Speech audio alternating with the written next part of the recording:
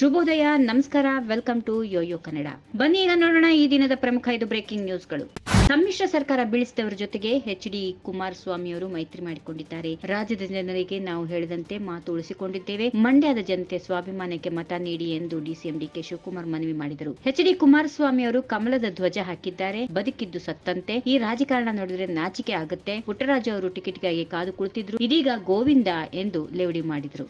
ಪ್ರಧಾನಮಂತ್ರಿ ನರೇಂದ್ರ ಮೋದಿ ಅವರ ಅವಧಿಯಲ್ಲಿ ಅಭಿವೃದ್ಧಿ ಶೂನ್ಯವಾಗಿದೆ. ಸುಳ್ಳಿನ ಕನಸುಗಳ ಪಿಕ್ಚರ್ ಬಾಕಿ ಇದೆ ಎಂದು ಸಿಎಂ ಸಿದ್ದರಾಮಯ್ಯ ಲೇವಡಿ ಮಾಡಿದ್ದಾರೆ. ಅಭಿವೃದ್ಧಿ ಆಗಿದ್ದಾರಲ್ಲವೇ ಟ್ರೈಲರ್ ಇರೋದು. ಅಭಿವೃದ್ಧಿ ಶೂನ್ಯವಾಗಿದೆ. ಪ್ರಧಾನಿಗಳು ಈವರೆಗೂ ಬರೀ ಸುಳ್ಳನ್ನೇ ಹೇಳಿಕೊಂಡು ಬಂದಿದ್ದಾರೆ. ಅದರ ಪಿಕ್ಚರ್ ಬಾಕಿ ಇದೆ. ಸಮೀಕ್ಷೆಯ ಪ್ರಕಾರ ಎನ್ಡಿಎ 200 ಸ್ಥಾನಗಳನ್ನು ದಾಟೋದಿಲ್ಲ. ಅದಕ್ಕಾಗಿ 400 ಕ್ಷೇತ್ರಗಳಲ್ಲಿ ಗೆಲ್ಲುತ್ತೇವೆ ಎಂದು ಹೇಳಿಕೊಳ್ಳಲಾರಂಭಿಸಿದ್ದಾರೆ ಎಂದರು.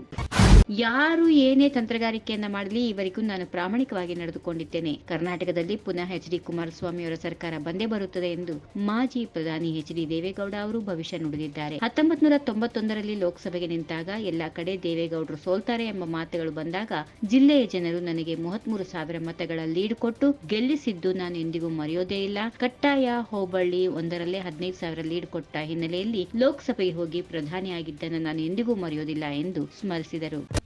ಕೇಂದ್ರ ಗೃಹ ಸಚಿವ ಅಮಿತ್ ಶಾ ವಿರುದ್ಧ ಆಕ್ಷೇಪಾರ್ಹ ಹೇಳಿಕೆ ನೀಡಿದ ಪ್ರಕರಣಕ್ಕೆ ಸಂಬಂಧಿಸಿದಂತೆ ಸಿಎಂ ಸಿದ್ದರಾಮಯ್ಯ ಪುತ್ರ ಯತೇಂದ್ರ ಸಿದ್ದರಾಮಯ್ಯಗೆ ಚುನಾವಣಾ ಆಯೋಗ ನೋಟಿಸ್ ಜಾರಿ ಮಾಡಿದೆ. ಕೇಂದ್ರ ಗೃಹ ಸಚಿವ ಅಮಿತ್ ಶಾ ಅವರನ್ನ ಗುಂಡಾ, ರೌಡಿ ಎಂದು ಕರೆದ ಪ್ರಕರಣಕ್ಕೆ ಸಂಬಂಧಿಸಿದಂತೆ ಕಾಂಗ್ರೆಸ್ನ ಮಾಜಿ ಶಾಸಕ ಡಾಕ್ಟರ್ ಯತೇಂದ್ರ ಸಿದ್ದರಾಮಯ್ಯ ಅವರಿಗೆ ಜಿಲ್ಲಾಧಿಕಾರಿ ಹಾಗೂ ಜಿಲ್ಲಾ ಚುನಾವಣಾ ಅಧಿಕಾರಿಯೂ ಆಗಿರುವ ಶಿಲ್ಪಾ ನಾಗ್ ನೋಟಿಸ್ ಜಾರಿ ಮಾಡಿದ್ದಾರೆ.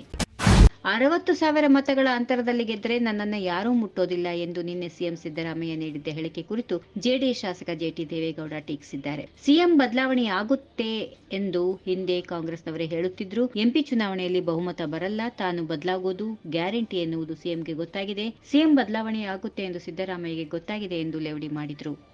ಈ ವಿಡಿಯೋ ನಿಮಗೆ ಇಷ್ಟವಾದಲ್ಲಿ ಲೈಕ್ ಮಾಡಿ, ಶೇರ್ ಮಾಡಿ, ಸಬ್ಸ್ಕ್ರೈಬ್ ಮಾಡಿ.